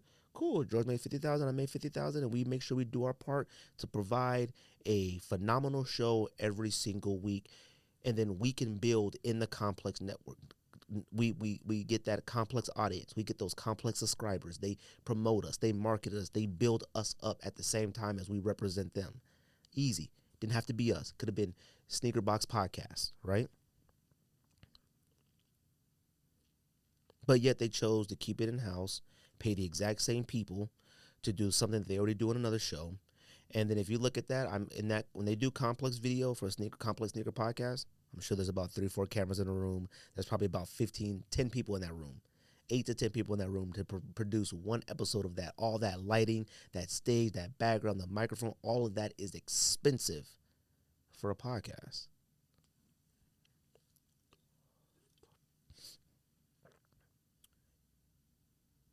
You would have been genius to sign us, Sneaker Box Podcast. You would have been genius. You could have paid us like $100,000 a year. Maybe we would have asked for you could have paid us $80,000 a year. You could have given us 2 new cameras and maybe a more powerful laptop. That's all we would have wanted, just so I could edit on a better, higher quality camera and get the stuff out of the efficient time. That's all I would have asked for. But yet, you wanted to go the grandeur route, be grand about it, and you devalued your product because I'll get to the reason why, right? I'll get to YouTube views and I get to things like that, right? So let's go sneaker shopping, right? Sneaker shopping is the best show that they have on there besides Hot Ones, which Hot Ones isn't on there anymore, I don't think. And, when whatever the show was that had academics and Joe Budden, I can't remember what it was called, but that was a great show, right? Those are the 2 of the best shows. Hot Ones and whatever that show was with Joe Budden and academics. Sneaker shopping is a great show. Here's the problem with sneaker shopping is that it's not, no sneakerheads are on the show. It's rare that a sneakerhead goes on the show. What you have is a person like Joe LaPuma, who is a good host. He's corny, but he's a good host. But he has to do too much work to be the host of that show, right? You're bringing on a lot of celebrities and athletes and people who just know not even surface level of sneakers. They really don't know anything about sneakers. And Joe LaPuma has to work double time in order to make this episode work. That's why sneaker shopping is around 10 minutes, 12 minutes, 20 minutes. It's it's in and out, right? When your questions and your comments have to lead people and almost give them knowledge at the same time to provide an answer, it's brutal to watch. When somebody feels comfortable to say something, a celebrity or an athlete or musician, whatever, wants to say something about sneakers and they don't know about it, you see people on there saying stuff that isn't true. You see people on there making up stuff. And as a host, Joe LaPuma, you just got to go, oh, yeah, for sure. Even though in your mind you're thinking, because Joe LaPuma knows sneakers, in your mind you're thinking, those aren't even out yet. But whatever. I'm not going to interrupt the celebrity guest and tell him that. The only reason why a lot of people watch sneaker shopping, and I've watched sneaker shopping. It's I've watched that plenty of times. I haven't watched it in a long, long time, but I've watched it plenty of times, right? The only reason why people watch that is just to see how much money people spend on sneakers, right? It ain't necessarily what they buy. It ain't to hear their story. None of that. Matt Damon on sneaker shopping? What are you talking about? You can't be serious. The Mets pitcher, Dark Knight, what are you talking about? Lil Bow Wow call Concords black and whites. What are you talking about? These people know nothing about sneakers, which makes Joe LaPuma have to work double time. And all we want to see is that they spend $15,000 on this. And they walk in there and go, I'll take that, I'll take this, I'll take that. And we go, ding. But lately we go, fam, they paid $600 for Red Thunders? What the? They got ripped off. Now we're like, they're getting ripped off, right? But whatever, right? You can only garnish so many views on that, right? So let's just talk about YouTube. Let's talk about how they get their stuff out there. I'm not going to talk about social media accounts because you do get paid from TikTok. You do get paid from Facebook. You get paid from Instagram, and I'm sure they do. But it's not going to be enough for the cost of how much it costs to create their content. I believe that, right? Let's talk about YouTube, right? We're talking about Complex. Complex has about 6 million subscribers, right? I don't want to get on this too much longer. I do want to move on from this, but they have about 6 million subscribers, right? 6 million subscribers, but like, you may get on a great day 400,000 views, right? And that's rare. That's a rare thing, okay? That's not every episode. That's rare. And that's for like sneaker shopping and stuff like that. Your complex sneaker podcast is going to get you probably max 45. You may hit 100 here and there. Your full size run maybe get you 32 to 61, something around there, right? A lot of people see those views and go, dang, they must be getting paid. Well, 1,000 views isn't anything. I think you get like 25 cents per 1,000 view. It's something stupid low, right? Having 6 million subscribers, but you once, twice every year may get 1 million views on a video. It's crazy. You're not creating anything enough for your own subscribers to check it out. Whatever money comes in from YouTube, whatever money comes in from TikTok, social media, and all those platforms, it can't possibly be enough to supplement all the employees I'm sure Complex has, all the whatever. Now, they do get advertisements, and they get advertising, and they do things like that. But when you turn your platform basically into 100% about sneakers, they still got Complex Sports and all these other things and whatnot, and random interviews here and there. They do their best to try to stick in music and whatnot. But people really know Complex for sneakers. No one looks at Complex for music. That's facts, right? Then you start a Complex Con, right? Look, this is a sneaker con. You can have whatever you want there, but when special release clothing and sneakers come out, this is about fashion, it's about clothing, it's about sneakers. So it's basically a sneaker con times 1,000 on steroids, right? That costs a lot of money. Even though they charge you, I highly doubt they're breaking even on that. It's a lot that goes into that. If they're breaking even, they're like, thank God. They may be okay with breaking even into that. You may have to pay your employees to be at things like that for multiple days, an entire week. And I'm just from outside looking in. That's all I'm giving you right now. They go there and create content. They go there and they put people on this platform to discuss Sneaker of the Year who don't know sneakers. You devalue your product when your product is repetitive. It's the same. It's devalued. I know the value of my show. It ain't $1 million. It's not. Sorry. If somebody offered me $1 million, I would sign that second. I don't care. They could say, oh, you got to call the podcast the Dookie Podcast. I don't care. I'm signing that second. Because they clearly don't know nothing if they're going to offer this podcast $1 million. But see, you miss out on opportunities like that to give other creators an opportunity. You miss out on an opportunity to save yourself millions of dollars. There wouldn't be a full-size run set if they utilized us. There wouldn't be a complex sneaker podcast if they utilized Sneaker Box Podcast. There just wouldn't be. But they would still use us to generate money for themselves without having to spend so much money. Hey, a little bit of supplement. Hey, you find me making $35,000 a year? I don't care. We record once a week. Sure, why not? You want me to record twice a week? Hey, give me $60,000 a year. I don't care. I have a career. I have a job. As long as you're okay with this platform staying the way it is, us being able to voice our opinions. Look, when you have individual podcasters like Pat McAfee and things like that signing podcast deals for almost triple digits just by themselves for one show, and your entire network can barely garnish the triple digits of millions, yes, granted, still millions, that's a problem. Which to me shows that, we got to get rid of Full Size Run. You could call it the last season if you want, but it's a money cut thing. Don't be surprised if Complex doesn't exist in a while or the name changes. Don't be surprised. And that's just my little 2 cents on the topic. I know I was a little bit long-winded. You're probably like, okay, we get it. I get it. But people asked me to talk about it, and I wanted to talk about it. And I legit feel I'm right. And I do feel a little vindicated. You don't give anybody else the same opportunity. Look, let's talk about YouTube people, right? This is why YouTube people make so much money, right? Because they're individuals. A person with their cell phone who is committed to walking around every day going like this can make a lot of money for them. Them. I'm not a network when I'm this. This is all that matters in me.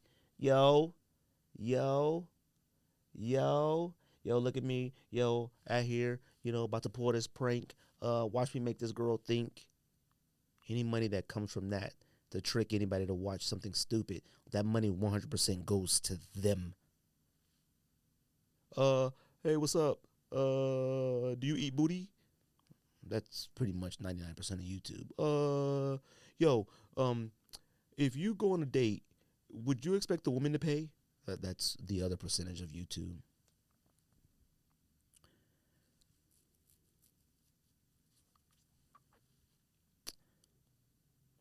That's why a lot of YouTubers, creators are so lucrative. They're making a lot of money for themselves. They're not making a network. They stick to what they know, and they're fine with that money that comes in for them independently, and they can move on with that. Whatever. That's my 2 cents on that topic. Full size run complex, all that. Complex should be worth about $1 billion. It really should.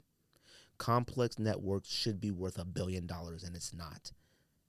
It's not even worth half. It's not even a quarter.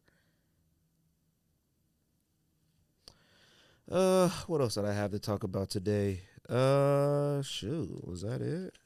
Oh, shout out to the homie, and I forgot who it was, but he asked me, talking about the current state of sneakers and stuff like that today. He was like, man, is there anything? Oh, he sent me the official pictures of the KD Galaxy 4 or whatnot, and he was like, oh, I know you said that he was like, man, but what a time. And I'm like, it's always good to reminisce about stuff like that. Authenticity.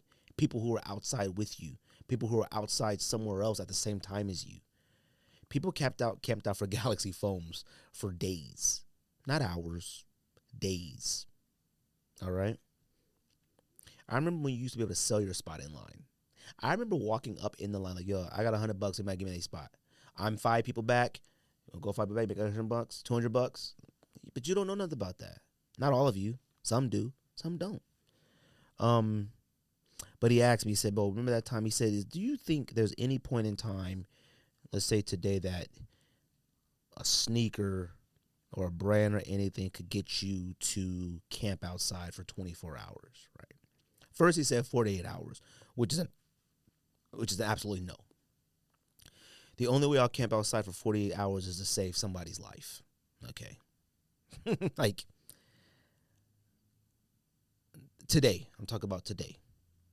The only way I will camp outside for 48 hours is to save somebody's life. And yeah, what about $1 million? Okay. Excluding like $1 million or just large, stupid amount of money. The only way I would camp outside for 48 hours is to save somebody's life. Now, 24 hours, right? There's a big gap in it. He said, is there anything? I said, no. There's no sneaker or anything that I feel that could get me to go outside to camp for 24 hours for it. And here's the reason why, right? It's not necessarily the state of where sneakers are right now. It's not necessarily about that. It's the fact of where I am in my life, right? Shout out to my dog, Rick, right? My homie, Rick, me and him talk regularly, as much as we can. And, we always talk about,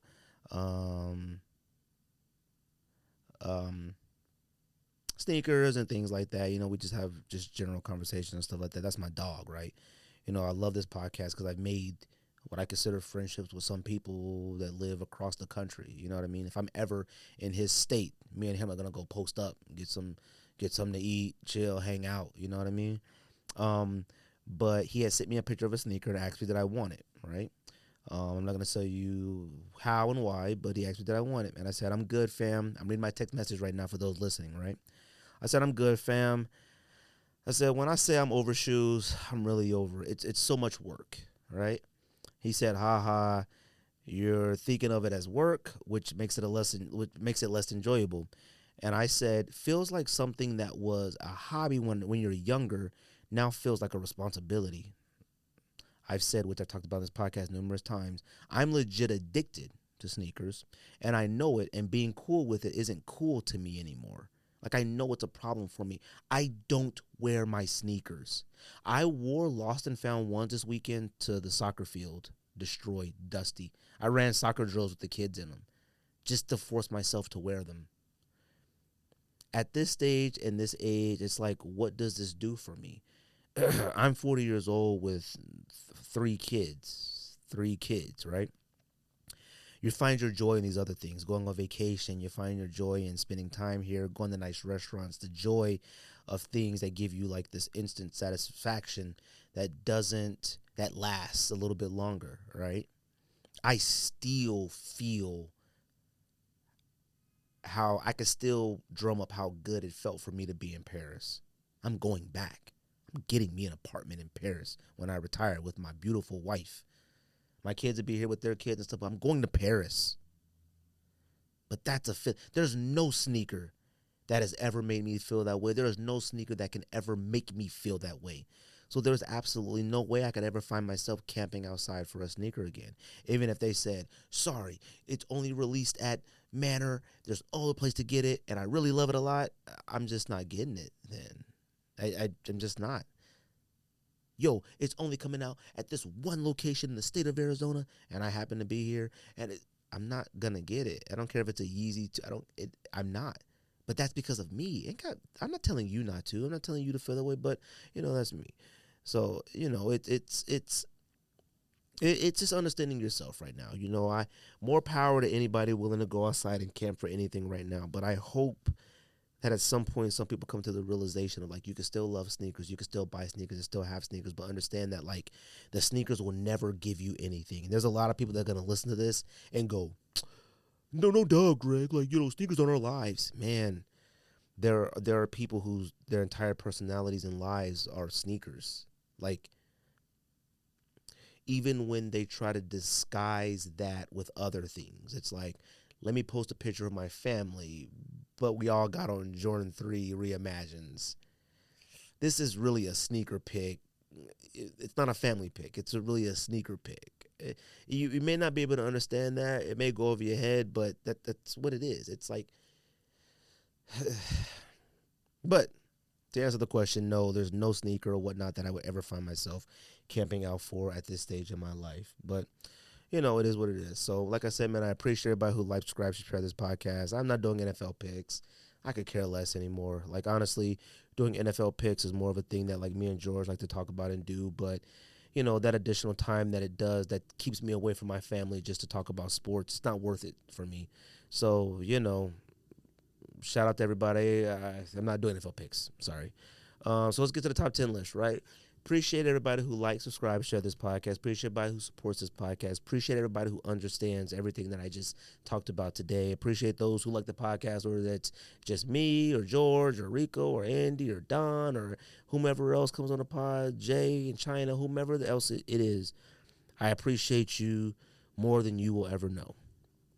So let's do this top 10 list. Let's stick to the fall thing in November. I'm doing top 10 orange sneakers based off the orange being a color of fall.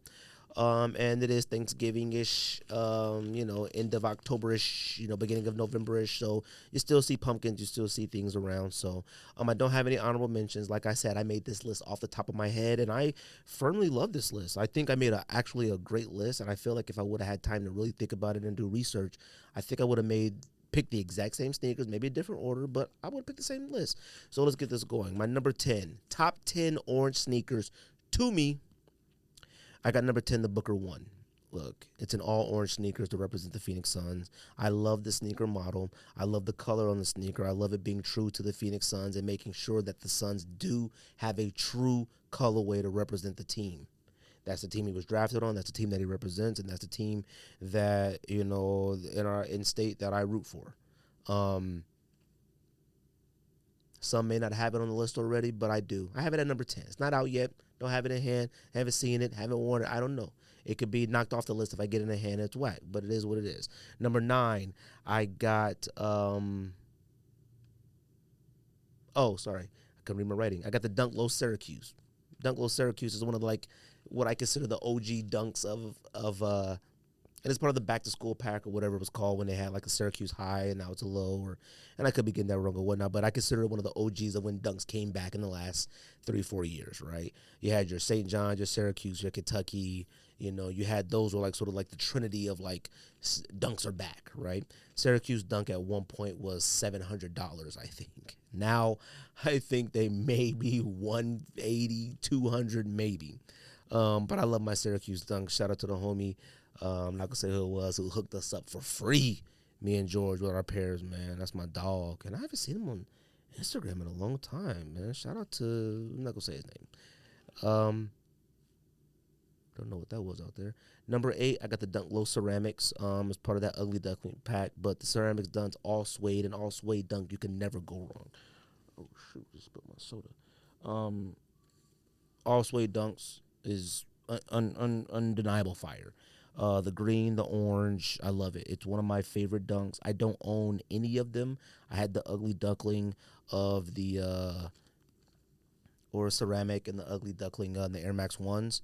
Fire. Not for me. Ended up taking them back. But the dunk, fire. I think they re-released the Dusty Olives or Ugly Duckling, whatever you want to call them, last week. But shout out to them. They're just fire.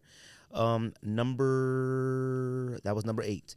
Number 7, I got the LeBron James 9 Big Bang. The LeBron James 9 is number 1, 2, or 3, the greatest LeBrons ever.